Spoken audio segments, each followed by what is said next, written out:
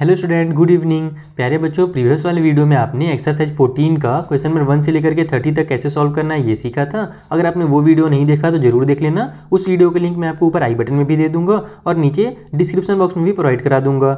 इस वीडियो में बच्चों हम लोग क्वेश्चन नंबर 31 और उससे आगे जितने भी क्वेश्चन पॉसिबल हो सकेंगे 30-40 मिनट के अंदर हम लोग सॉल्व करना सीखेंगे। तो चलिए स्टार्ट करते हैं और इस पहले वाले क्वेश्चन से 31 नंबर क्वेश्चन से सॉल्व करना सीखते हैं। यहाँ पर हमें बोल रहा कि एक रेक्टेंगुलर प्लॉट है, उसको क्या करना है, उसमें अपने को एक हाउस बनाना है। रेक्टेंगल के शेप में प्लॉट है, उसमें हाउस हम बनाना है और having a measurement of 40 metre long and 15 metre in the front, यानी कि ये अपने को लेंथ और ब्रेथ जो है ना रेक्टेंगल प्लॉट की वो दी गई है।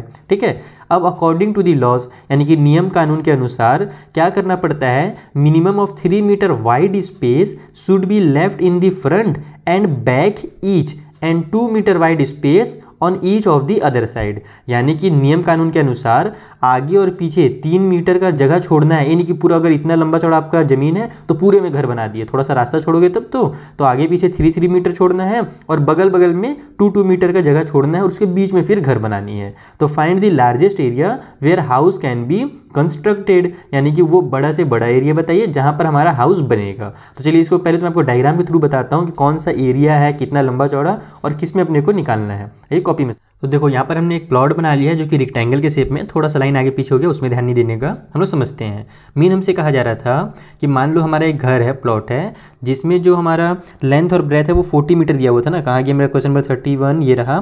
मेजरमेंट ऑफ 40 मीटर लॉन्ग, यानी जो इसकी लेंथ है ये 40 मीटर है, इसको मैं 40 मीटर लेंथ को ले लेता हूँ and 15 metre in the front, यानी कि ये जो है ना जो इसकी ब्रेथ है एक्चुअली में ये फ्रंट है। यानी कि फ्रंट का बनने का मतलब क्या है कि मान लो इधर हमारा रोड होगा, इधर ये रास्ता है, तो उसी के सामने जो ज़मीन होता है ना, तो जो सामने वाला एरिया होता है उसको फ्रंट बोलते हैं और रोड के पीछे वाले एरिया को उसका बैक बोलते हैं। तो ये फ्रंट वाला वर्ड मैं क्यों यहाँ पर ध्यान दे रहा हूँ आपके लिए, क्योंकि अभी आगे चल करके क्वेश्चन में ये काम आएगा। हमसे इतना तो समझ में आ गया कि 40 मीटर लॉन्ग था और फ्रंट में और बैक में हमारा 15 मीटर हो जाएगा। इधर इधर 40, इधर इधर 15 हो गया। लेकिन according to the law a minimum of 3 metre wide space should be left in the front and back, यानी कि नियम के अनुसार 3 मीटर जो है ना वो स्पेस आपको छोड़ना है फ्रंट में और बैक में। ये ध्यान रखना, अगर आप लोग 3 मीटर ऊपर और नीचे छोड़ दिए तो आपका जो एरिया है वो अलग निकल करके आ जाएगा और वो गलत कहलाएगा। क्वेश्चन में हमसे बोला गया था कि अपने को सामने में 3 मीटर छोड़ना है। तो मैं क्या करता हूँ, मान लो इतना एक लाइन ड्रॉ करता हूँ, यहाँ से लेकर के यहाँ तक की जो दूरी है वो 3 मीटर है। उस तरीके से पीछे भी मैं एक लाइन ड्रॉ करता हूँ यहाँ तक, ये भी जो हमारी है ये यहाँ से यहाँ तक ये 3 मीटर है। क्लियर।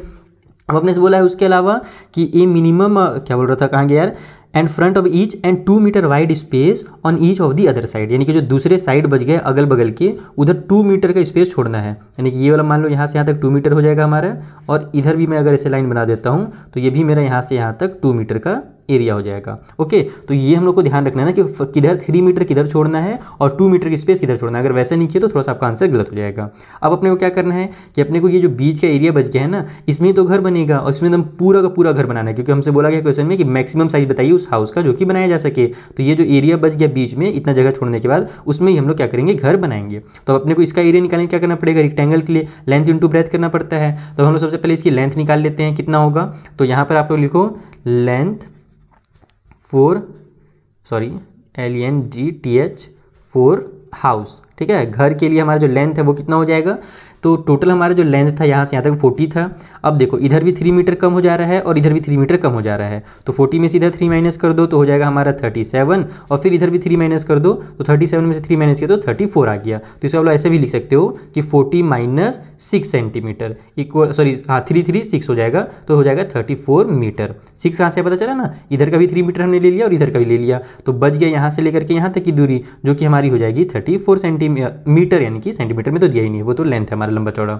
उसी तरीके से जो हमारा ब्रेथ होगा वो कितना हो जाएगा, तो यहाँ पर देख लेते हैं उसके लिए भी ब्रेथ फॉर हाउस इस तरीके से लिख लो, और इक्वल के साइड में हम लोग लिखते हैं कि हमारा जो टोटल ब्रेथ थी वो 15 मीटर थी। अब देखो यहाँ से यहाँ तक की जो चौड़ाई है वो 2 मीटर है, इसका मतलब यहाँ इधर हम लोग का 2 मीटर कम हो गया। उस तरीके से इधर भी जो हमारी दूरी है ये भी 2 मीटर है, तो इधर से भी हमारा 2 मीटर कम हो गया। तो 2 और 2 टोटल मिला के अपने को 4 माइनस करना है 15 में से, तो 15 माइनस 4 इक्वल टू 11 मीटर, ये हमारा ब्रेथ हो जाएगा। अब यहाँ पर हम लिखेंगे area where the house will be constructed, उस टाइप से आप लिख सकते हो, मैं शॉर्ट में एरिया लिख रहा हूँ। तो एरिया निकालने के लिए अपने को लेंथ इंटू ब्रेथ करना पड़ता है। लेंथ हमारा 34 मीटर हो गया और जो ब्रेथ है वो 11 मीटर हो गया। दोनों का मल्टीप्लाई कर दो तो ये हमारा कितना हो जाएगा, 11 4 जो हो जाएगा 44 का 4 कैरी हो जाएगा हमारे पास 4, 11 3 जा 33, 33 में वो 4 मैं ऐड कर दूंगा तो आ जाएगा मेरा 37, यानी कि 374 और मीटर मीटर का मल्टीप्लाई होगा तो मीटर का स्क्वायर। इस एरिया में ही हमारा घर बनने वाला है। तो इस तरीके से आपको सॉल्व करना है। और मेन एग्जाम में अगर ये क्वेश्चन आ जाए तो ध्यान ये रखना है कि फ्रंट वाला साइड किसको बोल रहा है, 15 मीटर को बोल रहा है या 40 वाले को बोल रहा है,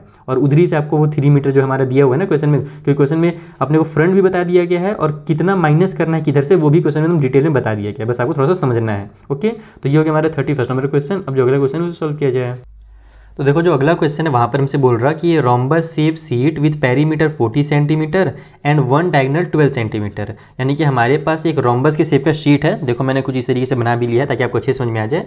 भले आपको अच्छे से रोम्बस नहीं दिख रहा होगा, थोड़ा सा पैरेललोग्राम की तरह हो गया, लेकिन ये रोम्बस मान लेते हैं थोड़ी देर के लिए। तो ये रोम्बस हमारा शेप का शीट है, मैंने इसका नाम ABCD दे दिया है। ओके, इसका जो पेरीमीटर है वो 40 सेंटीमीटर, अपने को साइड नहीं बता रहा है ना, ध्यान रखना। अपने को टोटल ये चारों साइड का जो सम होता है उसी को पेरीमीटर बोलते हैं, तो वो अपने को बता दिया है 40 सेंटीमीटर। और जो डायगोनल है इसका एक वो 12 सेंटीमीटर का है, तो ये मैंने बना लिया डायगोनल, और एक ही डायगोनल अपने को दिया गया है, दूसरा डायगोनल नहीं दिया गया, ध्यान रखना। Is painted on both side, इसको अपने क्या करना है, दोनों साइड पेंट करना है। इधर तो पेंट करना ही है, साथ ही साथ इसके बैक में भी अपने को पेंट करना है। और जो रेट है पेंट करने का ना वो 5 रुपये 5 पर सेंटीमीटर का स्क्वायर है, यानी 1 सेंटीमीटर के स्क्वायर में अगर पेंट करना है तो 5 रुपये लगेगा।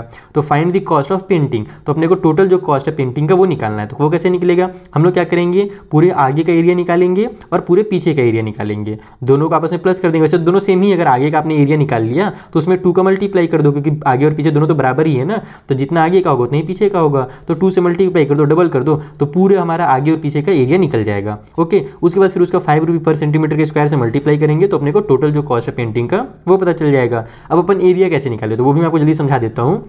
देखो अपने को पेरीमीटर दिया हुआ है ना, तो यहाँ से हम लोग क्या करेंगे, साइड निकालेंगे। हमको क्या पता है कि जो रोम्बस होते हैं उसके चारों के चारों साइड आपस में इक्वल होते हैं। तो अगर 40 मीटर हमारा पेरीमीटर है, 40 सेंटीमीटर है क्या, अच्छा 40 सेंटीमीटर अगर हमारा पेरीमीटर है टोटल मिला करके, तो यहाँ भी 10 होगा, यहाँ भी 10 होगा, यहाँ भी 10 होगा, यहाँ भी 10 होगा, तभी तो हमारा टोटल मिला करके 40 आएगा ना। और हमारा चारों साइड जो होता है रोम्बस का वो इक्वल होता है। तो अब ये 10 कैसे निकलेगा, तो 40 को हम लोग 4 से डिवाइड दे देंगे तो हमारा 10 सेंटीमीटर आ जाएगा एक तरफ का साइड। तो जब हमारा 10 सेंटीमीटर साइड आ गया तो उसके बाद देखो अगर ये वाला साइड अपने को पता चल गया 10 सेंटीमीटर है, ये भी पता चल गया 10 सेंटीमीटर है। अगर अपने को दूसरा डायगोनल दिया रहता तो हम लोग रोम्बस का जो डायगोनल वाला फॉर्मूला रहता है ना एरिया निकालने के लिए, वो यूज करते और तुरंत एरिया निकाल लेते हैं। लेकिन अपने को केवल एक ही डायगोनल दिया हुआ है, तो हम लोग क्या करेंगे, इधर का 10, इधर का 10 और इधर का 12, ये तीन चीजें यूज करके ये हाफ वाला जो हमारा ट्रायंगल है इसका एरिया निकालेंगे। छोटा सा ABC जो ट्रायंगल दिख रहा है आपको ना, इसका एरिया निकलेगा।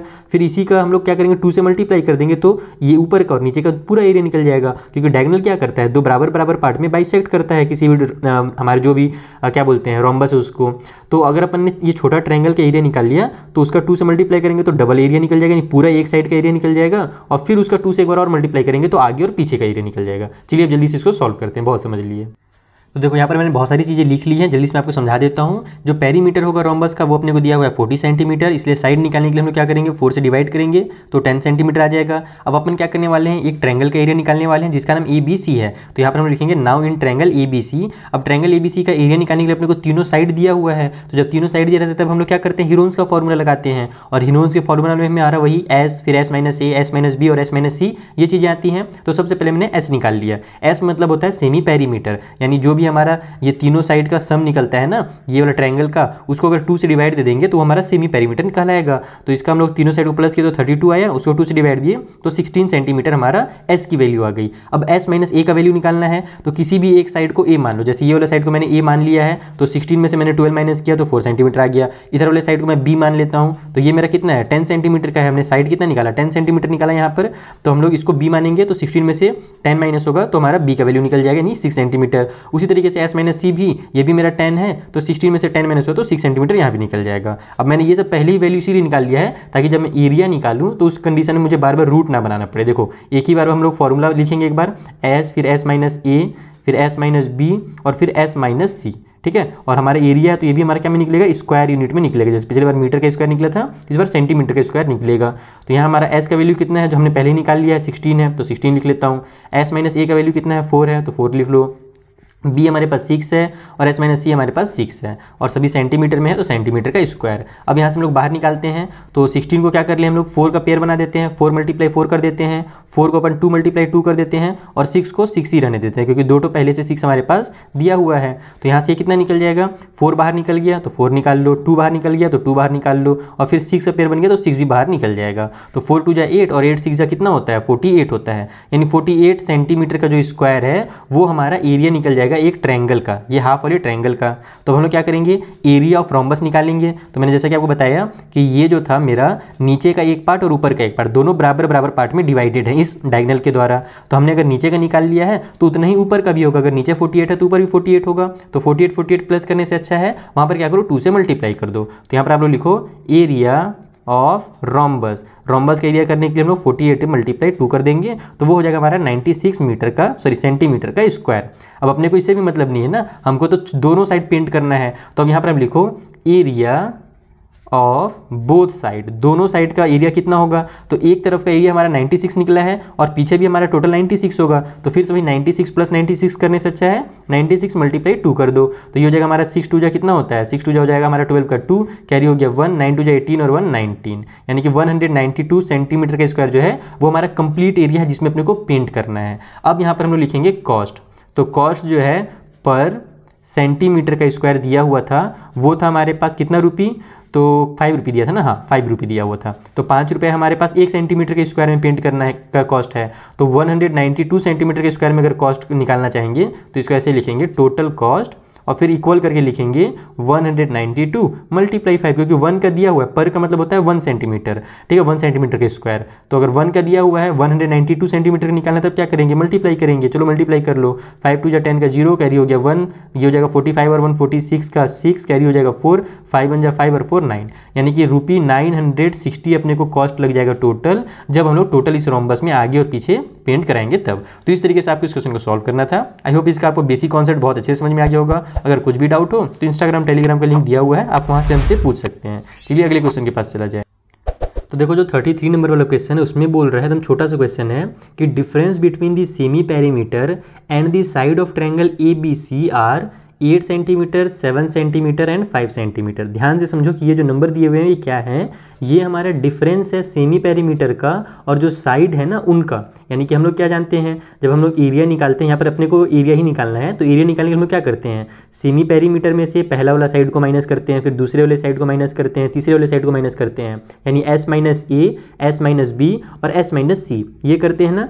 तो यहाँ पर वही चीज़ अपने को दिया हुआ है, जो S - A है वो दिया हुआ है 8 सेंटीमीटर, S - B 7 सेंटीमीटर और S - C जो है वो 5 सेंटीमीटर दिया हुआ है, क्योंकि यहाँ पर वही चीज़ बोला गया है कि ये जो है ना नंबर ये डिफरेंस है सेमी पेरीमीटर के और साइड के। तो साइड का नाम यहाँ पर अभी ए बी नहीं दिया हुआ है, बस मैं अपने मन से आपको बता दे रहा हूँ, क्योंकि हम लोग जानते हैं कि वहाँ पर ए बी और सी रखा जाता है नॉर्मली। तो वही चीज़ अपने को यहाँ दिया हुआ है। हमको एरिया निकालने के लिए क्या जरूरत पड़ेगा, एरिया के लिए अपने को एस का भी तो जरूरत पड़ेगा ना, सेमी पेरीमीटर का भी जरूरत पड़ेगा, वो चीज़ यहाँ पर नहीं दिया हुआ है। तो सबसे पहले हम लोग वही एस निकालेंगे, उसके बाद एरिया आसानी से निकल जाएगा। आइए समझाता हूँ कैसे निकालना है। तो देखो यहाँ पर मैंने लिख लिया है कि हमको दिया क्या गया है, तो अपने को डिफरेंस दिया हुआ है सेमी पेरीमीटर और साइड का। तो साइड को मैंने ए मान लिया है, बी मान लिया और सी मान लिया है, तो वही तीनों को हमने यहाँ पर वैल्यू रख लिया। अब हम लोग ध्यान देंगे कि हमारा फॉर्मूला क्या है। अगर मुझे एस निकालना रहता है तब मैं क्या करता हूँ, a + b + c / 2 करता हूँ ना। तो हम क्या करेंगे कि यहाँ पर से भी s निकालने के लिए कुछ इसी टाइप का फॉर्म बनाने की कोशिश करेंगे। अब वो कैसे बनेगा, अपने को तो प्लस मिलाना है ना, तो हम लोग क्या करेंगे, इन तीनों को आपस में प्लस करेंगे, यानी s - a में प्लस कर दो s - b को, फिर प्लस कर दो s - c को। तो इक्वल के साइड में भी हमारा 8 प्लस में 7 + 5 हो जाएगा। अगर हम लोग लेफ्ट वाले को ऐड कर रहे हैं तो राइट वाला भी ऐड हो जाएगा। ऐड क्यों किए, क्योंकि हमारे पास फॉर्मूला जो है ऐड वाला ही टाइप से है, ठीक है। अब हम लोग देखते हैं कि यहाँ भी s प्लस में है, यहाँ भी s प्लस में, यहाँ भी s प्लस में है, तो ये तो हमारा 3s हो गया। लेकिन a जो है यहाँ पर -a है, फिर ये -b है और ये -c है। इक्वल के उस साइड में हमारा कितना हो जाएगा, 8 और 7 हो जाएगा 15 और 5 20, ठीक है, सेंटीमीटर। हमको तो यहाँ पर प्लस मिलाना चाहिए था ना, इस टाइप से आना चाहिए था, लेकिन हमारा इस टाइप से नहीं आ रहा, हमारा माइनस में आ रहा है। तो हम क्या करेंगे, माइनस के साइन को कॉमन ले लेंगे इस तरीके से। देखो 3s है, माइनस को बाहर निकाल दो, ब्रैकेट के अंदर ये प्लस का a हो जाएगा, ये प्लस का b हो जाएगा और ये प्लस का c हो जाएगा, क्योंकि हम जानते हैं जब ब्रैकेट ओपन होगा तो माइनस प्लस माइनस, फिर माइनस प्लस माइनस और फिर माइनस प्लस माइनस होने वाला है। तो कभी भी जब माइनस साइन में फंसो तो वहाँ से माइनस को कॉमन 7 ले लिया करो, इक्वल टू हो जाएगा हमारा 20 सेंटीमीटर। ओके, अब यहाँ पर हमारे पास a प्लस बी प्लस सी का वैल्यू है क्या, तो हम लोग ये कैसे कर सकते हैं, a प्लस बी प्लस सी का वैल्यू कहाँ से निकाल सकते हैं, तो यहाँ से हम लोग निकाल सकते हैं। देखो a प्लस बी प्लस सी अगर हमको निकालना है तो हम लोग क्या करेंगे, 2 को इधर ट्रांसफर कर देंगे, तो 2 इधर आकर के इसको 2s बना देगा, इक्वल टू साइड में मेरे पास a प्लस बी प्लस सी बच जाएगा। तो यहाँ भी हम लोग वही काम करेंगे कि हमारा ये देखो ये जो मैं इधर लिख रहा हूँ ना, इस चीज़ को आप लोग को यहाँ पर साइड में जरूर लिखना। जब आप यहाँ पर a प्लस बी प्लस सी के बदले में 2s लिखोगे तो वहाँ पर आप जरूर बताओगे कि आप में 2s जो है वो कहाँ से आया, तो इस वाले मेथड से मैंने यहाँ पर लाया है। तो 3s की जगह पर हम लोग 3s रखेंगे, माइनस की साइन लगाएंगे, a प्लस बी प्लस सी की जगह पर 2s लिखेंगे, इक्वल टू साइड में 20 सेंटीमीटर। अब इसको सॉल्व करो, आपका s का वैल्यू निकल जाएगा। 3s में से 2s माइनस हुआ, बचा कितना 1s बचा, जिसको हम लोग शॉर्टकट में s लिखते हैं, 1 नहीं लिखते हैं। s की वैल्यू होगा यहाँ से हमारी 20 सेंटीमीटर। तो देखा आपने कैसे निकालना है s का वैल्यू, ये चीज़ हम ध्यान रखना। अब s का वैल्यू निकल लिया है तो एरिया भी आसानी से निकल जाएगा। यहीं पर बगल में निकाल लेता हूँ, पेज वेस्ट नहीं करेंगे डायरेक्ट। यहाँ पर हम लोग एरिया ऑफ ABC इस तरीके से मैं लिख देता हूँ शॉर्टकट में। फॉर्मूला आपको पता ही है, पहले s आता है तो s की जगह पर 20 लिखेंगे, फिर s माइनस a आता है तो हमको 8 दिया हुआ है, फिर s माइनस b आता है वो 7 दिया हुआ है, और फिर s माइनस c आता है वो 5 दिया हुआ है। सभी सेंटीमीटर में है तो एरिया सेंटीमीटर के स्क्वायर में निकलेगा। चलो इसको रूट से बाहर निकालने की कोशिश करो। 20 को हम लोग क्या करें कि हमारा पेयर बन जाए, तो 20 को मैं 5 मल्टीप्लाई 4 कर देता हूँ। इस तरीके से देखो 5 मल्टीप्लाई 4 कर दूंगा तो मेरा ये 5 का पेयर बन जाएगा। उसके अलावा मैं 8 को क्या कर सकता हूँ, तो यहाँ पर 4 आ चुका है ना, तो 8 को मैं 4 मल्टीप्लाई 2 कर देता हूँ, तो 4 का पेयर बन जाएगा। 7 को 7 ही रहने दो, ठीक है। अब देखो हमारा पेयर किस चीज़ का बन रहा है, तो सॉरी ये मेरा कहाँ हो गया यार, 4 मल्टीप्लाई 2 मैंने किसको किया, अच्छा ये 5 को मैंने छोड़ दिया गलती से, ये 5 उतर जाएगा। तो 5 का पेयर बन रहा है, 5 को उतार लो, ठीक है। 4 का पेयर बन रहा है, 4 को बाहर निकाल लो। 2 और 7 बेचारे अकेले बच गए तो इनको अंदर रहने दो, 2 मल्टीप्लाई 7, तो 5 4 जो हो जाएगा 20 और रूट के अंदर हो जाएगा 14 सेंटीमीटर का स्क्वायर। और यही जो है एरिया है इस ट्रायंगल का। तो मेन आपको काम करना है एस निकालने में। अगर आपने ये वाला मेथड यूज़ करके एस निकाल लिया तो एरिया तो आप मैं जानता हूँ आसानी से निकाल लोगे। चलिए अगला क्वेश्चन सॉल्व करते हैं। So the next question is a floral design on a floor is made up of 16 tiles, यानी कि इस टाइप से एक डिज़ाइन बनाया जा रहा है ज़मीन में और इसमें टाइल्स लग रहे हैं टोटल 16। अगर आप काउंट करोगे ना तो इधर देखो एक जो छोटा सा टाइल्स देखो जो ट्रायंगल के शेप में है ना, ये एक टाइल है, उसके बगल में दूसरा वाला टाइल है, ठीक है। 1 2 3 4 इस टाइप से आप काउंट करोगे तो टोटल आपको 16 टाइल्स मिलेंगे। ओके, अब यहाँ पर इच ट्रायंगुलर इन शेप, ये ट्रायंगल के शेप में है जैसे कि मैंने पहले ही बता दिया आपको। इनके जो साइड्स हैं वो 16 सेंटीमीटर, 12 सेंटीमीटर और 20 सेंटीमीटर है। देखो ये जो ट्रायंगल है ना इधर आधा, ये जो हमारा है 16, 12 और 20 सेंटीमीटर का। तो find the cost of polishing the tiles at ₹1 पर स्क्वायर सेंटीमीटर, यानी कि अगर आपको 1 स्क्वायर सेंटीमीटर में अगर पॉलिश कराना है तो वहाँ पर आपको 1 रुपये देना पड़ता है, 1 रुपये का ओनली देना पड़ता है। तो जो टोटल कॉस्ट पड़ेगा पूरे में पॉलिश कराने का वो कितना देना पड़ेगा, तो उसके लिए हम लोग क्या करेंगे, पूरे का एरिया निकाल लेंगे। तो सबसे पहले हम लोग एक टाइल का एरिया निकालेंगे, जो आधा टाइल दिख रहा है आपको ना, इसका एरिया निकाल लेंगे। तो जब एक का एरिया पता चल जाएगा तो टोटल वहाँ पर 16 टाइल्स लग रहे हैं तो उसका 16 से मल्टीप्लाई करेंगे तो पूरे 16 का एरिया पता चल जाएगा। तो बहुत आसान सा क्वेश्चन है, आइए हम इसे जल्दी से सॉल्व कर लेते हैं। तो देखो सबसे पहले हम लोग तीनों साइड का नाम दे देते हैं ABC। अब हम लोग जानते हैं कि हमारा जो ट्रायंगल का एरिया निकलेगा वो हीरोन्स के फॉर्मूला से निकलेगा, क्योंकि तीनों साइड दिए हुए हैं, हाइट वगैरह तो दिया नहीं है। तो हम लोग पहले S निकाल लेते हैं, हीरोन्स के फॉर्मूला में S की जरूरत पड़ेगी। तो S के लिए हम लोग क्या करते हैं, सभी को ऐड करते हैं, A को, B को और C को, और उसको 2 से डिवाइड दे देते हैं, सेमी पेरीमीटर निकल जाएगा आपका। तो जब इसको पूरे को ऐड करोगे तो आपका कितना आ जाएगा 20, और इन दोनों को प्लस किए तो हमारा जाएगा 28, और ये 20 हो जाएगा हमारा 48, है ना। 48 आ गया, 48 को जब हम लोग 2 से डिवाइड देंगे तो हो जाएगा हमारा 24 सेंटीमीटर। ये S की वैल्यू निकल गई। अब S माइनस A भी मैं पहले निकाल लेता हूँ जैसे आपको पता है। तो यहाँ से मैं 24 में से माइनस कर दूंगा 16 को, तो हमारा आ जाएगा 8 सेंटीमीटर, ठीक है। उसके बाद S माइनस B है तो 24 माइनस कर दूंगा यहाँ पर मैं 12, तो ये हो जाएगा हमारा 12 सेंटीमीटर। फिर S माइनस C निकालना है तो ये हो जाएगा 24 माइनस में 20 इक्वल टू 4 सेंटीमीटर। ये हमारा S minus A, S minus B और S माइनस C का वैल्यू निकल गया। अब हम लोग डायरेक्ट एरिया निकालते हैं। तो यहाँ पर एरिया ऑफ ABC इस तरीके से लिख लेते हैं, ट्रायंगल ABC। यहाँ पर मान लो कि हमारा जो ट्रायंगल है वो ABC नाम से है। तो यहाँ पर एरिया निकालने का आपको पता ही फॉर्मूला, सबसे पहले S होता है, फिर S minus A, S minus B, S minus C होता है। बार बार मैं फॉर्मूला नहीं लिखूंगा ताकि हमारा टाइम बच सके। यहाँ पर 24 हो गया S की जगह पर, फिर S माइनस A यानी कि 8, S minus B 12, S minus C 4, और सेंटीमीटर के स्क्वायर में निकलेगा क्योंकि एरिया निकल रहा है। अब इसको बाहर निकालने के लिए हम लोग कुछ दिमाग लगाते हैं जल्दी से। 24 को मैं 8 3 जा बना देता हूँ क्योंकि 8 का पेयर बन जाएगा। तो यहाँ पर मैं इसको लिख देता हूँ 8 मल्टीप्लाई 3, 8 पहले से, उसको कुछ नहीं करेंगे। 12 को देखो अब मैं क्या बना सकता हूँ, 4 × 3 बना सकता हूँ, इससे मेरा 3 3 का भी पेयर बन जाएगा और ये जो 4 है इस वाले 4 के साथ मिल करके बाहर निकल जाएगा। तो इस तरीके से आपको एकदम जल्दी जल्दी दिमाग में ही इसको सॉल्व करने की कोशिश करनी है। तो 8 बाहर निकल गया, मल्टीप्लाई ये मेरा 3 बाहर निकल गया, मल्टीप्लाई ये मेरा 4 बाहर निकल गया सेंटीमीटर का स्क्वायर। जब आप इन तीनों को मल्टीप्लाई करोगे आपस में तो आपका आ जाएगा 96 सेंटीमीटर का स्क्वायर इसका एरिया। अब ये जो 96 सेंटीमीटर का स्क्वायर आया है एक ट्रायंगल का एरिया आया है, तो हम लोग क्या करेंगे, एरिया ऑफ 16 टाइल्स निकालना है ना, तो यहाँ लिखेंगे area of 16 triangular shape tiles. यहाँ पर ट्रायंगल का शेप बना करके मैं टाइल्स लिख देता हूँ। तो हमारे पास 1 का एरिया इतना निकल गया, इसको बॉक्स में क्लोज कर दो ताकि टीचर को अच्छे से दिखे अलग से कि बच्चे ने यहाँ पर एरिया निकाला है 1 का।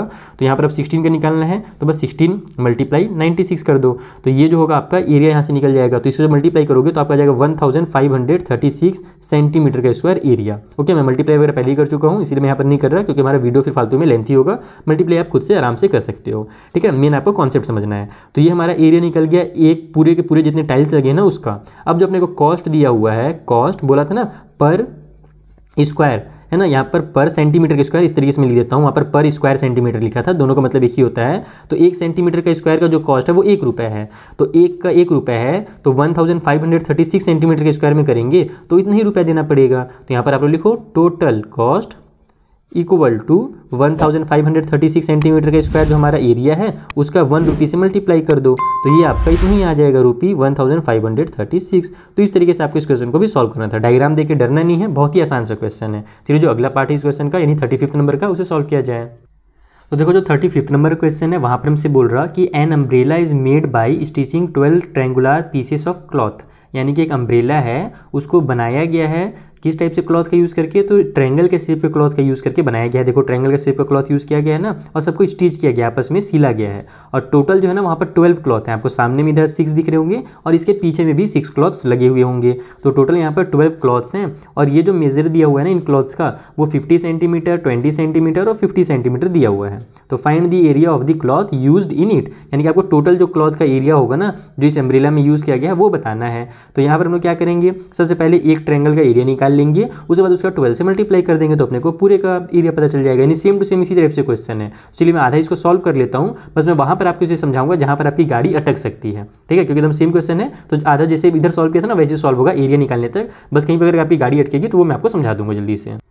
तो देखो यहाँ पर हमने क्या किया, जो ट्रायंगल के शेप के हमारे क्लॉथ से उनको मैंने ए बी और सी मान लिया उनके साइड को, यानी ए को 50 सेंटीमीटर, बी को 20 और सी को भी 20 सेंटीमीटर। यहाँ पर मैंने गलती से हड़बड़ी में हीरोन्स का फॉर्मूला लगा दिया, बाकी मैंने बाद में ध्यान दिया कि यहाँ पर भी हमारा ए है और यहाँ भी हमारे, यानी कि आप लोग यहाँ पर जो हमारा आइसोस्केल ट्रायंगल का जो फॉर्मूला होता है ना वो वाला फॉर्मूला भी इसमें आप लोग यूज़ कर सकते थे अगर चाहो तो। कौन सा फॉर्मूला, वो वाला जो b/4 करके आता है ना, b/4, फिर रूट में हमारा 4a का स्क्वायर आ जाता है, फिर माइनस में b का स्क्वायर, ये होता है आइसोस्केल ट्रायंगल का एरिया निकालने के लिए। लेकिन मान लो अगर आपको ये वाला एग्जाम में याद नहीं आ रहा है तो आप इस मेथड भी निकाल सकते हो, बस इससे निकालोगे थोड़ा सा काम जो होगा और आसान पड़ता है, ठीक है। तो मैंने यहाँ पर लिख लिया, तो चलो इसी मेथड से आपको मैं समझा देता हूँ। यहाँ पर s की जो वैल्यू है वो निकालेंगे तो प्लस करेंगे सबको और 2 से डिवाइड देंगे तो 60 सेंटीमीटर s का वैल्यू आ जाएगा।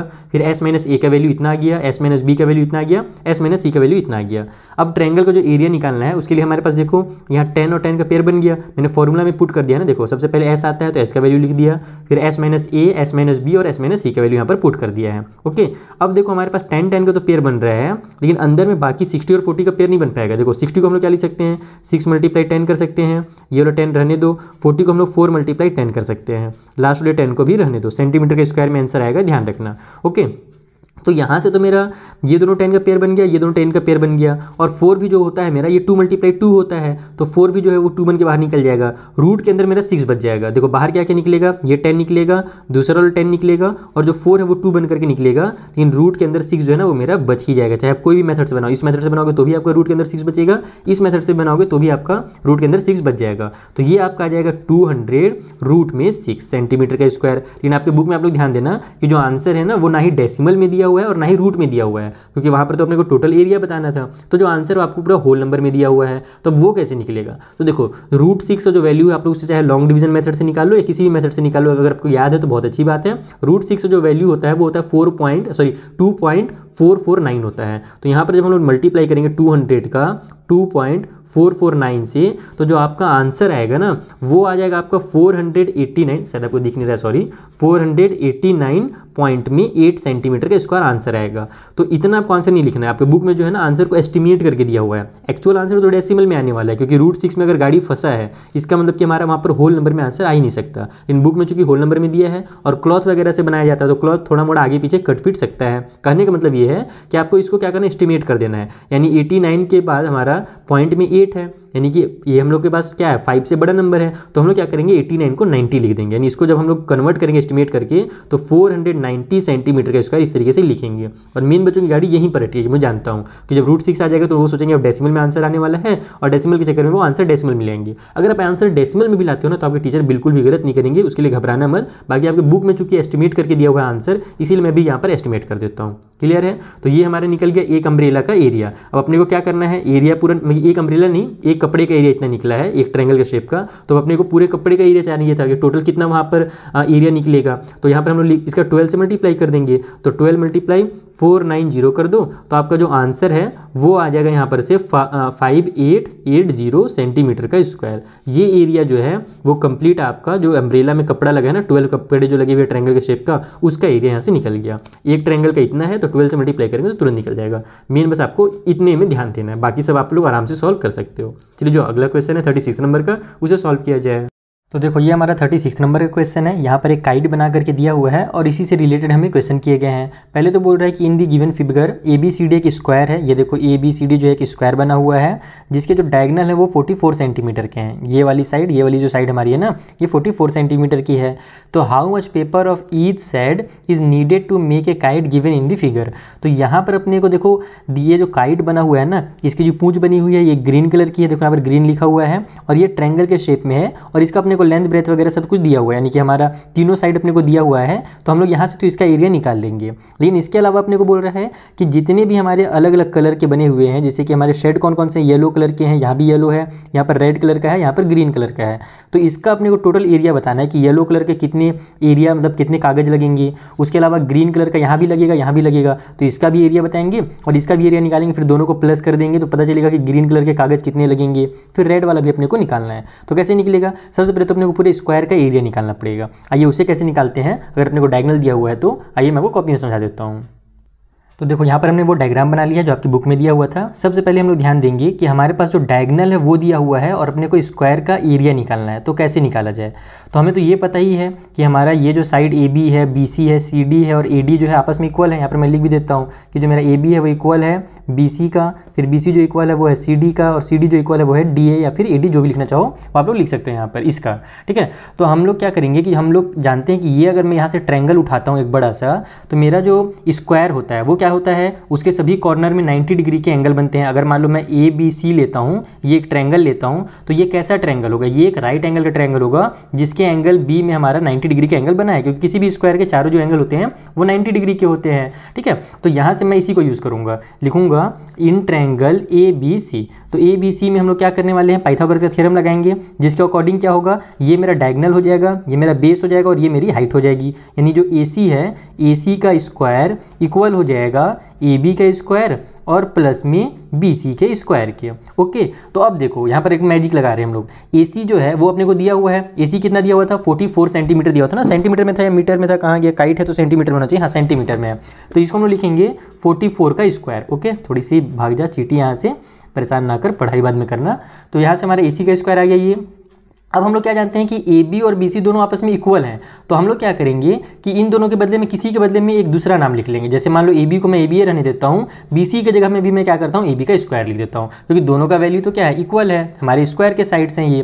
तो यहाँ से हमारा हो जाएगा 44 का स्क्वायर कितना होता है, 44 का स्क्वायर होता है 1936, और इक्वल के उस साइड में हो जाएगा AB दो बार है तो 2AB का स्क्वायर। हम लोग क्या करेंगे, यहाँ से 2 को ट्रांसफर करेंगे तो 1936 डिवाइड बाई 2 हो जाएगा, इक्वल के उस साइड में AB का स्क्वायर बच जाएगा।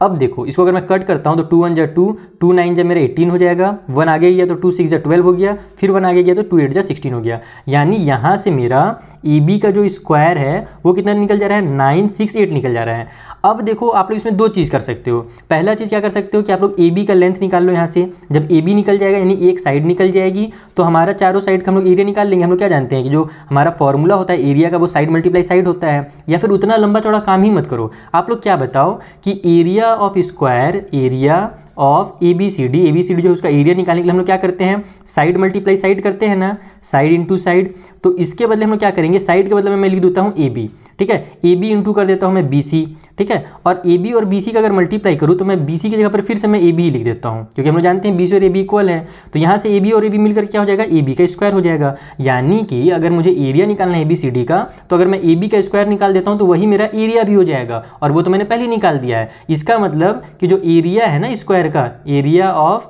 स्क्वायर वो कितना है, तो वो हमारा 968, और ये सेंटीमीटर में था इसलिए एरिया जो होगा सेंटीमीटर का स्क्वायर हो जाएगा। ए बी का स्क्वायर जो आपने निकाल लिया वही हमारा एरिया हो जाएगा एकदम लास्ट। उसमें आपको अलग से कुछ करने की जरूरत ही नहीं है। बाकी अगर आपके टीचर बोलते हैं एकदम लॉन्ग में बनाओ, तब क्या करोगे, यहाँ से ए बी का वैल्यू निकालोगे। जब ए बी का वैल्यू मिल जाएगा तो उसी का फिर से आप A B multiply A B करना, यानी साइड मल्टीप्लाई साइड करना, तो लास्ट में आपका इतना ही आ जाएगा। तो आपका एरिया लास्ट में इतना ही निकलेगा। जैसे देखो ये मेथड है, अगर आप लॉन्ग डिविजन बनाते हो ना, लंबा वाला मेथड लगाते हो तो ऐसे बनेगा, ए बी का स्क्वायर ऐसे हो जाएगा, फिर ए बी हमारा रूट में ऐसे आएगा, फिर ए बी का वैल्यू निकालोगे तो 22 और रूट में हमारा 2 आएगा। फिर आप लोग यहाँ से एरिया निकालने के लिए क्या करोगे, साइड मल्टीप्लाई साइड करोगे, एक साइड निकल गया यानी कि 22 रूट में 2, इसका मल्टीप्लाई फिर वही 22 रूट में 2 से करोगे, फिर स्क्वायर कर दोगे। दोनों एक ही चीज़ होता है, साइड का स्क्वायर या साइड मल्टीप्लाई साइड। फिर जो सॉल्व करोगे तो 20 का स्क्वायर यहाँ पर लिखोगे, यानी 20 मल्टीप्लाई 22 है ना, 20 बोल रहा हूँ बार बार इसको, 22 है ये, और फिर रूट टू मिल करके हमारा पूरा 2 हो जाएगा। कभी भी रूट 2 का मल्टीप्लाई रूट 2 से होगा तो वो मेरा पूरा 2 बन जाता है, क्योंकि रूट जो है ना पावर को आधा कर देता है। ओके, तो जब 2 बार मल्टीप्लाई होता है तो उसका पूरा पावर वापस आ जाता है। फिर इन सभी का मल्टीप्लाई करोगे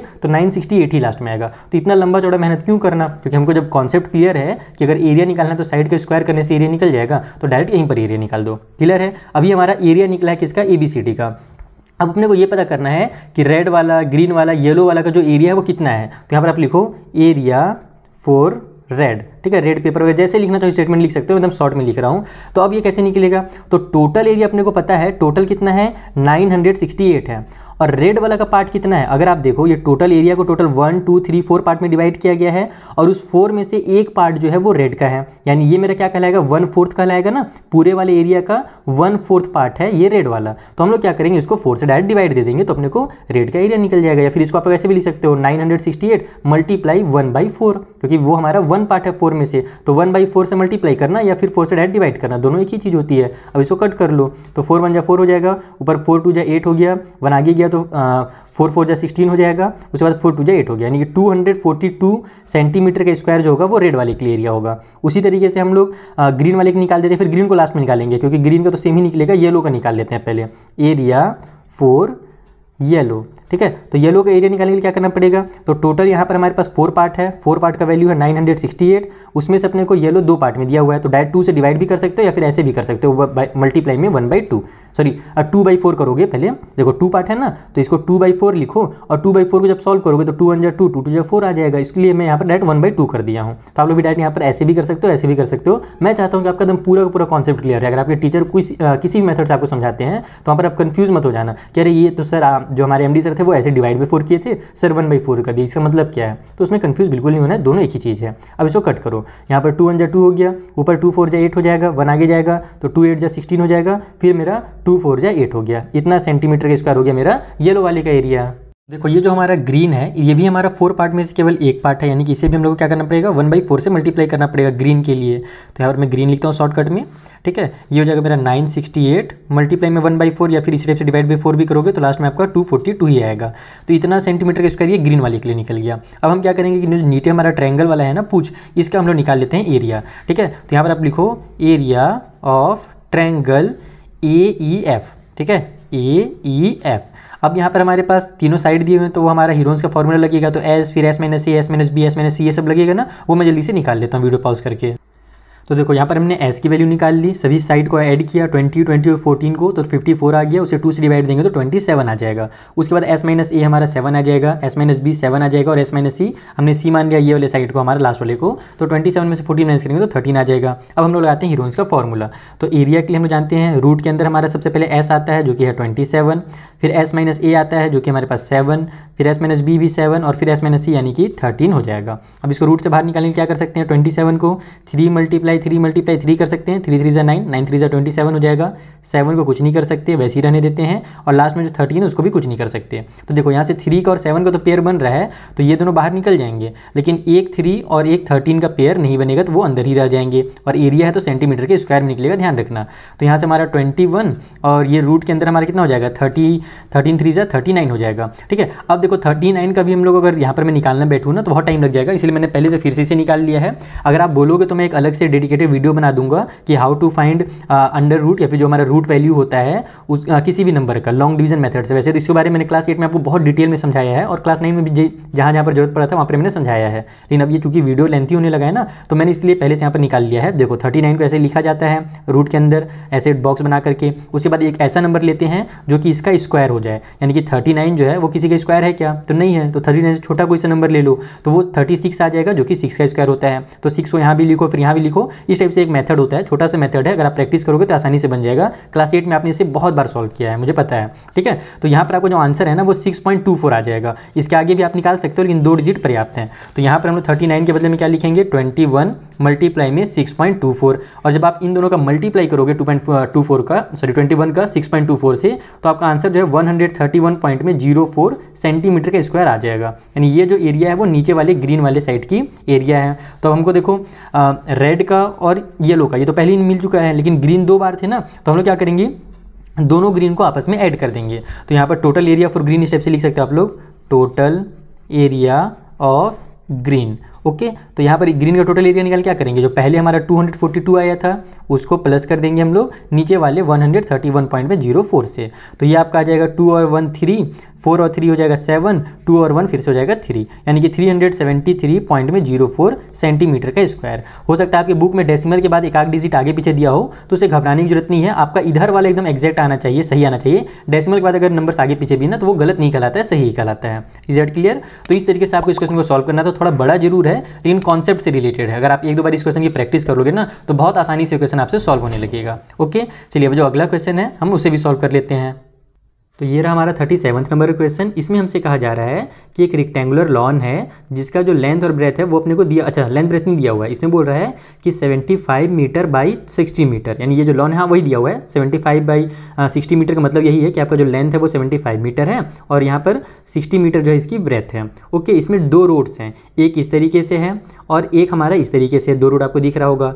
ईच रोड 4 मीटर वाइड, और ये जो रोड की लेंथ है ना, यानी चौड़ाई जो लेंथ नहीं बोलेंगे विड्थ बोलेंगे, ठीक है, जो रोड की विड्थ है चौड़ाई जो है वो 4 मीटर है। ओके, यानी कि यहाँ से यहाँ तक जो जितना मोटा है ना वो 4 मीटर का है। Okay, running through the middle of the lawn on the parallel to the length and other two parallel to the breadth. वही चीज बोल रहा है कि एक जो है वो लेंथ के पैरेलल है, दूसरा जो है वो ब्रेथ के पैरेलल है। अगर ये ब्रेथ है तो ये उसका पैरेलल लाइन, ये लेंथ है तो ये इसका पैरेलल वाला road. Okay, as so in the figure find the cost of gravelling the roads at ₹50 per metre का स्क्वायर। तो आपको ये बताना है कि अगर हम उस रोड में ग्रेवलिंग कराएं, ग्रेवलिंग समझते हो ना, जैसे कोई भी रास्ता वगैरह है तो उसमें देखते हो डामर वगैरह से बिछाया जाता है उसके ऊपर ताकि आराम से गाड़ियाँ वगैरह चल सके, या फिर किसी भी और चीज़ से बिछाया जाता है रोड के ऊपर, उसको अच्छे से प्लेन बनाने के लिए, उसको ग्रेवलिंग कहा जाता है।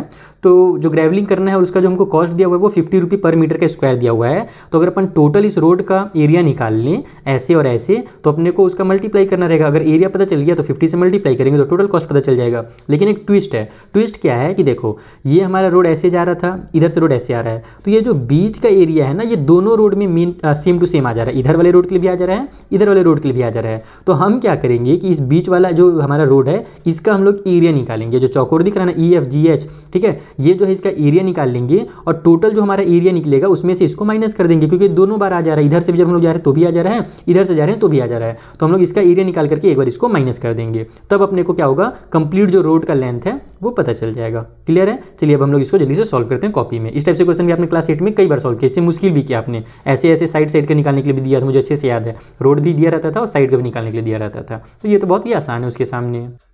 तो देखो सबसे पहले हम लोग क्या करते हैं, जो इस तरीके से हमारा रोड है ना ABCD जो है इसका एरिया निकाल लेते हैं। तो यहाँ पर लिख लो आप लोग एरिया ऑफ ABCD। अब ABCD का एरिया निकालने के लिए हमको इसका लेंथ और ब्रेथ पता होना चाहिए ना, क्योंकि ये हमारा जो ABCD एक रेक्टेंगल के शेप में है और रेक्टेंगल के एरिया का फॉर्मूला लेंथ इंटू ब्रेथ होता है। तो अब इसका लेंथ कितना है, तो यहाँ पर देखो अगर ये वाली जो मेरी लॉन थी इसकी जो यहाँ से यहाँ तक जो लेंथ थी वो दी हुई थी 75 मीटर, तो ये भी तो यहाँ से यहाँ तक ही है ना, बस ये इस साइड है ये इस साइड है, बाकी दोनों की जो लेंथ है वो तो बराबर है। इसका मतलब कि इसका जो लेंथ होगा वो क्या होगा हमारा 74 बोला शायद मैंने, 75 मीटर होगा। मैं एक बार फॉर्मूला लिख लेता हूँ लेंथ इंटू ब्रेथ।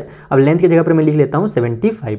अब ब्रेथ कितना है इस रोड का, तो अपने क्वेश्चन में बोला था कि जो रोड है दोनों रोड इन दोनों की जो विड्थ है, विड्थ का मतलब क्या होता है चौड़ाई होता है ना, यहाँ से लेकर के यहाँ तक जो चौड़ाई है वो दी हुई थी 4 मीटर अपने को क्वेश्चन में ही, यानी कि ये जो रोड की विड्थ होगी ब्रेथ होगी वो 4 मीटर हो जाएगी। तो यहाँ पर ब्रेथ की जगह पर 4 लिख दो और ये मीटर मीटर मिल करके मीटर का स्क्वायर आ जाएगा, इसका मल्टीप्लाई कर लो, 4 5 20 का 0 कैरी हो गया 278 और 2 हमारा हो जाएगा 30, यानी कि 300 मीटर का जो स्क्वायर है वो हो जाएगा हमारा ये ABCD का पूरा कंप्लीट एरिया। अब हम लोग निकालते हैं PQRS वाला, ऐसे जो रोड आया इसका एरिया निकाल लेते हैं। तो यहाँ लिख लो आप लोग एरिया ऑफ PQRS। ओके, तो इसके लिए भी हमारा देखो ये जो हमारा इस लॉन की जो विड्थ है वो 60 मीटर है ना, जो इसकी चौड़ाई है, तो ये भी जो हमारी होगी लेंथ यहाँ से यहाँ तक ये भी कितनी होगी 60 मीटर होगी। तो इसका लेंथ की जगह पर हम लोग 60 लिखेंगे। ओके, किसी को भी लेंथ किसी को भी ब्रेथ ले सकते हो, जरूरी नहीं कि मैं इसको लेंथ ले रहा हूँ तो आप इसी को लेंथ लो और इसका जो चौड़ाई उसको मैं ब्रेथ ले रहा हूँ तो वो भी आप ब्रेथ लो, आप अपने मन से उसको लेंथ इसको ब्रेथ जिसको ही मान सकते हो, लेकिन एक्चुअल में जो लंबा होता है उसको हम लोग लेंथ लेते हैं। ठीक है, तो यहाँ पर इसकी भी जो चौड़ाई थी जो ब्रेथ थे वो हमारी 4 मीटर थी, तो 60 × 4 मीटर का स्क्वायर हो जाएगा यहाँ पर, तो 6 4 होता है 24, यानी 240 मीटर का स्क्वायर हो जाएगा। अब हम लोग क्या करेंगे एरिया निकालेंगे EFGH का, और इसका एरिया निकालना ही मेन ट्रिकी बात है। यहाँ पर देखो कैसे निकलेगा एरिया ऑफ EFGH। ओके, अब EFGH क्या है, तो ये हमारे एक स्क्वायर है। कैसे स्क्वायर है, क्योंकि देखो इधर भी ये 4 मीटर है, क्योंकि यहाँ से यहाँ तक 4 है तो ये भी हमारा 4 मीटर होगा, और इधर ये वाला रोड 4 मीटर है, इसका मतलब इधर का ये साइड भी यहाँ पर 4 होगा, यानी इसका जो चारों साइड है वो 4 मीटर के हैं, इसका मतलब ये स्क्वायर है। तो हम यहाँ पर क्या करेंगे साइड इंटू साइड कर देंगे। ठीक है, साइड इंटू साइड, और साइड कितना है इसका 4 मीटर है, तो 4 × 4 = 16 मीटर का स्क्वायर हो गया इसका एरिया। अब यहाँ पर टोटल एरिया फॉर ग्रेवलिंग लिखो आप लोग, टोटल एरिया फॉर ग्रेवलिंग। ठीक है, तो ग्रेवलिंग के लिए अपन टोटल एरिया निकाले तो हम लोग क्या करेंगे, ये रोड के दोनों एरिया को पहले प्लस करेंगे, 300 प्लस में 240, और उसमें से एक बार जो है हमारा जो बीच वाला रोड है जो बार बार आ रहा है, इधर से भी आ रहा है और इधर से भी आ रहा है, तो उसको एक बार माइनस कर देंगे। ठीक है, तो ये हमारा कितना हो जाएगा 540 माइनस में 16, तो यहाँ से 10 माइनस होगा तो 30 आ जाता है, 6 और माइनस हो रहा है तो 24 आ जाएगा। तो 524 मीटर के स्क्वायर एरिया में अपने को ग्रेवलिंग करना है। अब जो कॉस्ट दिया हुआ है वो पर मीटर के स्क्वायर दिया हुआ है, कॉस्ट फॉर 1 मीटर का स्क्वायर, पर मीटर का स्क्वायर मतलब 1 मीटर का स्क्वायर, वो दिया हुआ था 50 रुपये अपने को। तो यहाँ पर टोटल कॉस्ट निकालने के लिए आपको कुछ नहीं करना है, सिंपली मल्टीप्लाई कर देना है 50 का, क्योंकि देखो ये 1 मीटर का स्क्वायर दिया हुआ है, इसका मतलब 1 का कॉस्ट दिया हुआ है और 524 का निकालना है, तो कभी भी 1 का दिया है ज़्यादा का निकालना रहता है तो हम लोग डायरेक्ट वहाँ पर मल्टीप्लाई करते हैं। तो चलो अभी इसका मल्टीप्लाई करो आप, और मुझे कमेंट बॉक्स में आंसर बताओ कि कितने रुपये यहाँ पर जो कॉस्ट लगेगा ग्रेवलिंग करने का वो आपका आंसर आ रहा है। चलो बस मल्टीप्लाई का काम बचा है, बाकी मैंने आपको कॉन्सेप्ट जो वो समझा दिया। अब हम लोग मिलते हैं नेक्स्ट वीडियो में बच्चों, क्योंकि अब ये वीडियो हमारा बहुत ज़्यादा लेंथी हो रहा है, तो अब नेक्स्ट वीडियो में जो बचे हुए क्वेश्चन है ना उनको मैं पूरा कंप्लीट करा दूंगा आपकी इस एक्सरसाइज का। तब तक के लिए थैंक यू फॉर वॉचिंग। अगर कुछ भी डाउट हो तो इंस्टाग्राम और टेलीग्राम के थ्रू आप अपने डाउट्स हमसे पूछ सकते हैं। Thank you once again.